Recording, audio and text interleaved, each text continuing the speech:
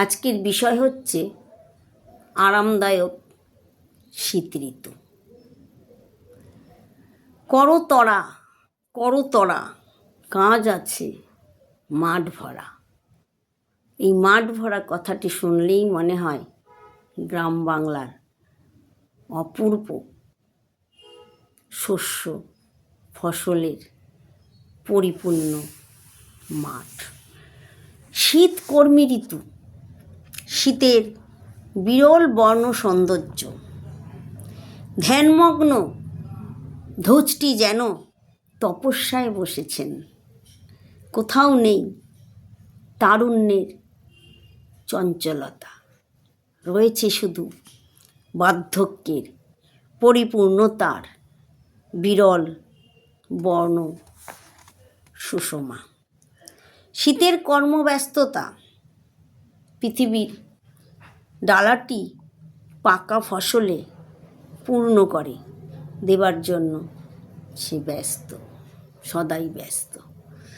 পাকা ধান, কলাই, জব, ছোলা প্রচুর আশ্বাসে ধরণীর ডালাটি পরিপূর্ণ।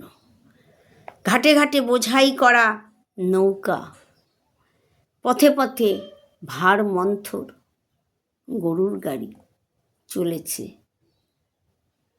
এক জায়গা থেকে অন্য জায়গায় পৌঁছে দেবার তাগিদে। ঘরে ঘরে নবান্ন, পৌষ পার্বণ আয়োজন করা হয়।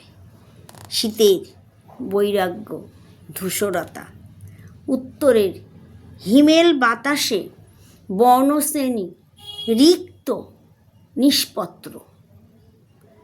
শীত নববসন্তের অগ্রদূত। শীতের মধ্য দিয়েই বসন্তের অর্ঘ্য রচনার এক সুগভীর চক্রান্ত। শীত নিজে রিক্ত, কিন্তু তার ডালি রিক্ত নয়।